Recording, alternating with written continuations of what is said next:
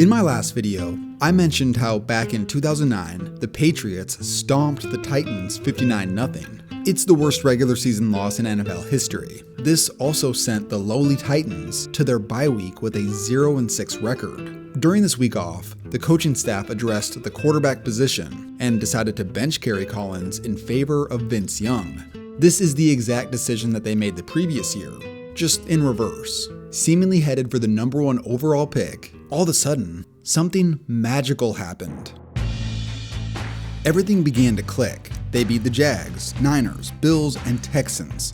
And after those 4 straight wins, the Titans found themselves down 4 to the Cardinals, who pinned them at their own 1-yard line with just over 2 minutes to play. Incredibly, Vince Young led them all the way down the field and set up a 4th and goal to win. With a game on the line, Vince Young looks, don't hold, fakes, don't hold, runs, throws, caught! It's caught for a touchdown by Timmy. Wildly enough, after a few more wins and with 2 weeks left to go in the regular season, Tennessee had a legitimate shot to make the playoffs. It would have made for the wildest midseason turnaround of all time.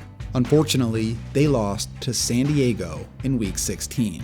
Even though they failed to make the postseason, finishing with an 8-8 record after a 0-6 start is quite the story. They were 2 completely different teams, almost as if they were the Monstars from Space Jam. But hey, if they were the Monstars and they took those powers, who did they take them from? The Denver Broncos started 6-0 in 2009. Their defense was dominant, their offense was clicking, and overall, it looked like new head coach Josh McDaniels was about to take the league by storm. Then, in poetic fashion with the Titans, the Broncos took their Week 7 bye, then came back looking like they barely knew how to play football. They lost 8 of their last 10, and somehow, the team that started 6-0 finished with the same record as the team that started 0-6. Perfectly balanced as all things should be. What's crazy is 2009 was such a wild year that these teams are merely footnotes in one of the NFL's craziest seasons. Now, before we continue to look at some of the other wild mid-season turnarounds, this video is sponsored by Factor. So, as the type of guy who constantly is busy working and getting things done, cooking from scratch, which always leaves a huge mess, becomes a chore. With Factor, they deliver fresh, never frozen, ready-made meals right to your doorstep. And the best part is that they cut out the stressful meal planning and extensive prepping, so meals come together in minutes. No prep, no mess. Factor even offers meals for those looking to follow keto, low-calorie, vegan, and vegetarian lifestyle. With many preferences to choose from, Factor has more than 27 plus meal options each week, and meal plans range from 4 to 18 meals per week, so you can add more or reduce the number depending on your specific needs. It's conveniently customizable. Factor is also great for fitness-minded folks like myself. They make it possible for you to achieve your daily goals through nutritious and purposeful eating. So go ahead and use my link, or go to go.factor75.com and use code POGKTO60 for 60% off your first box. 2009 was quite an odd year. 5 teams started 5-0. The Saints and Colts went on to go at least 13-0, and they both made the Super Bowl, while the Broncos and Giants both missed the playoffs due to midseason collapses. The 5th team, the Minnesota Vikings, were led to the NFC Championship by Brett Favre, who was coming off a previous season with the Jets where they collapsed due to Favre's injuries and missed the playoffs after starting 8-3. Coincidentally, the following year, the Jets' regular season performance was the exact opposite of 2008. They started 4-6 with rookie Mark Sanchez. And to call his performance to that point poor would be an understatement. But in spite of him, their defense started playing lights out, and they went on to win 7 of 8, including 2 playoff games. And like the Vikings, they found themselves in their respective conference championship. Unfortunately, both went on to lose. Going back to look at that 2009 Titans team, they're possibly the greatest almost turnaround in NFL history. You could also put the 2021 Dolphins right there with them. That Dolphins team started 1-7. then miraculously won 8 of 9, just falling short of the playoffs. Funny enough, the only team to beat them during that stretch was the Titans. To try and put into perspective how crazy it would be to start 0-6 and make the playoffs, let's look at some percentages. Teams that start 0-2 are already in big trouble. They only make the playoffs 13% of the time. Starting 0-3 gives you a 3% chance of making the postseason. Only 6 teams have accomplished this feat since 1979. Now, falling to 0-4? There's only been one in the history of the NFL to make the playoffs. Prior to the 1992 season, the Chargers had been an afterthought. A woeful 4-12 campaign in 1991 capped off 9 straight years without making the playoffs. In this stretch of time, they really only had 1 year even close to making the postseason, and it turned out to be possibly the biggest midseason collapse in NFL history. They started 8-1, and they lost 6 straight. Entering 1992, expectations weren't very high, with first-year head coach Bobby Ross, and even then, things got off to a disastrous start. Their starting quarterback John Freeze suffered a season-ending knee injury in the preseason. Bob Gagliano got the start at quarterback to begin the regular season, but he was quickly benched.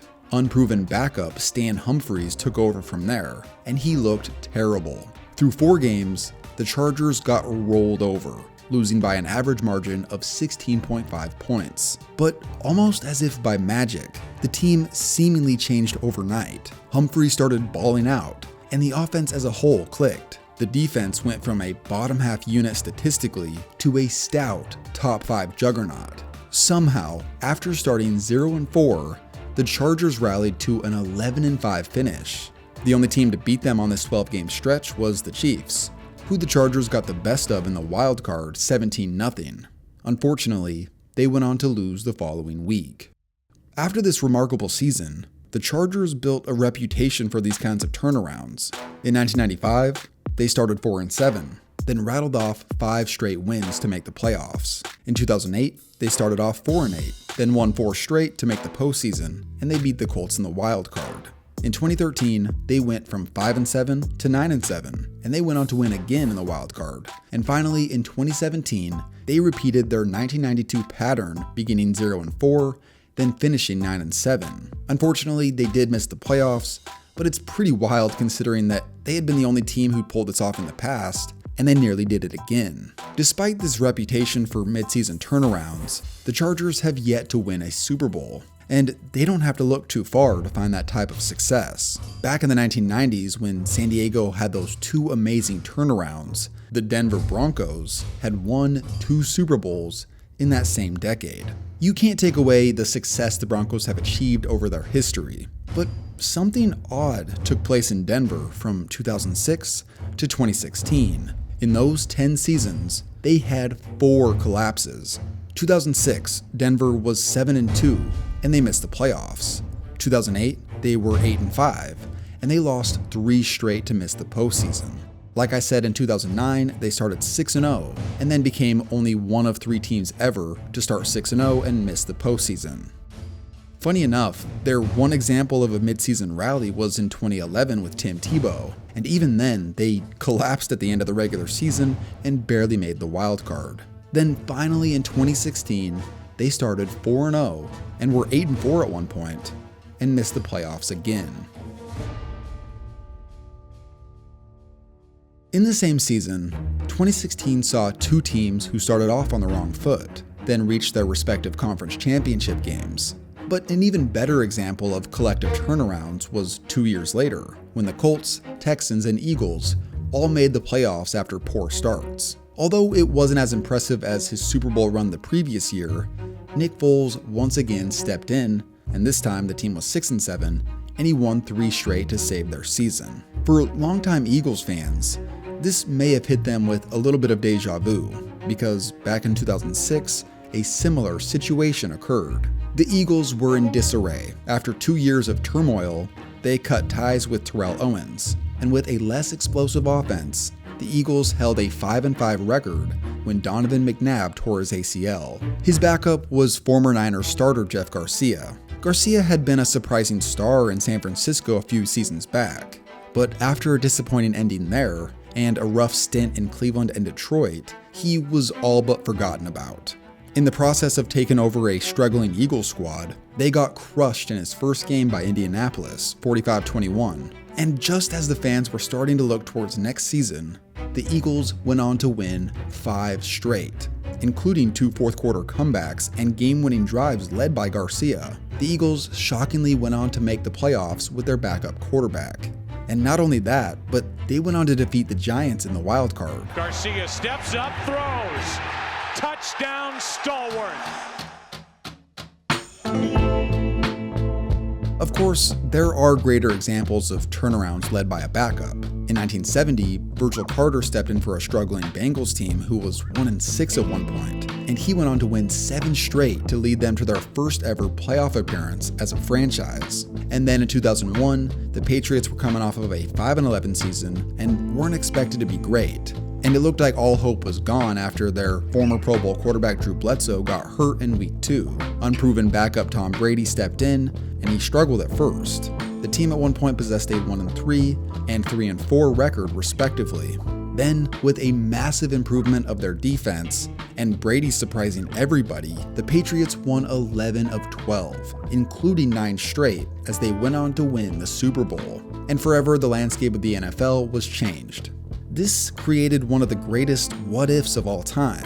What if Drew Bledsoe never got hurt? This same question can also be asked about RG3, who helped lead the Redskins to 7 straight wins after starting 3-6 in 2012, only to have it all seemingly end due to a knee injury up by 14 in the playoffs. Speaking of injuries, Alex Smith overcame one of the most horrific leg injuries we have ever seen. He missed over a year and nearly lost his leg due to an infection from surgery. Somehow, he came back and took over a struggling Washington football team, and after a 2-7 start, they won 5 of 7 and made the playoffs. Of course, this does have a little bit of an asterisk by it because they finished 7-9 and somehow made it in. But I had to give Alex Smith some credit here. He did the same type of thing back in 2015 with the Chiefs, where they started 1-5 and incredibly won 11 games in a row with Smith at the helm. Now, all the turnarounds and collapses that I've mentioned in this video have been crazy, at the very least to the fans who experienced them. But to me, the most absurd has to be what the Jaguars pulled off back in 1996. So first things first, let me share a brief rundown of how things have gone for expansion franchises in the last 50 years. In year 1, every single one of them struggled, and for the most part, that trend continued into year 2. Long story short, it's a brutal situation to try and piece together a professional football team from the unwanted scraps of other franchises. And at first, the Jags were no different than any other expansion team. In 1996, they looked slightly improved at first, but things started to fall apart by week 12. On November 17th, they were pummeled by the Steelers 28-3 to send them to a 4-7 record. Now, it may not be the 28-3 comeback we've become accustomed to nowadays, but following that game, the second-year expansion Jags put together a comeback season of a lifetime. Former backup and 5th-round pick Mark Brunell lit defenses up throughout the backstretch of the regular season, and they miraculously won 5 straight games to end the regular season and make the playoffs. In the wild card, they headed to Buffalo, where the Bills were heavy favorites, and down 7 in the 4th, Mark Brunell first led the game-tying drive, then later on led the game-winning drive to beat the Bills 30-27. What the Jags had pulled off to this point was already a story for the ages. A second-year expansion team who was more likely to achieve the number 1 overall pick than make the playoffs. And somehow, they went on to upset the 4-time AFC champion Bills in the wild card. And it was probably all going to end there, since they had to face an even tougher opponent the following week, the John Elway-led Broncos.